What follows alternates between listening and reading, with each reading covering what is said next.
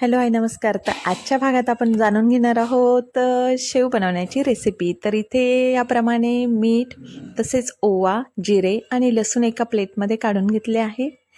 त्यानंतर हे सर्व मिश्रण करून घ्यायचं आहे मिक्सीमध्ये.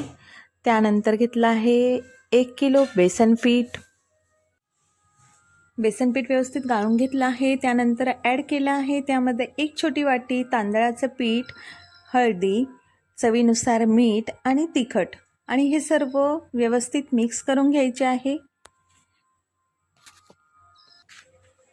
त्यानंतर तेल हे गरम करून घेतलं आहे. 2 ते 3 चम्मच तेल व्यवस्थित गरम करून आणि त्या पूर्ण मिश्रणमध्ये ॲड केलं आहे आणि ते व्यवस्थित चटका बसू नये म्हणून उचटणीने मिक्स करून घ्यायचं आहे, जेणेकरून हाताला चटका बसणार नाही.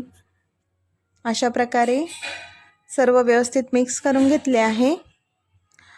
आणि त्यानंतर आपण जे मिक्सीमध्ये दळून घेतलेले मिश्रण होतं ते आता चाळणीने गाळून घ्यायचं आहे, जेणेकरून कोणतं शेव कशी बारीक असते तर त्यामध्ये कोणतंही सोऱ्यामध्ये काही अडकायला नको, त्यासाठी हे सर्व मिश्रण आपण व्यवस्थित गाळून घ्यायचं आहे.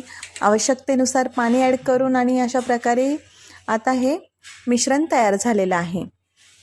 त्यानंतर तेल तापायला ठेवून घेतलं आहे आणि आता सोऱ्यामध्ये ते मिश्रण भरून त्याची शेव बनवून घेतली आहे. तर अशा प्रकारे शेव तयार झाली.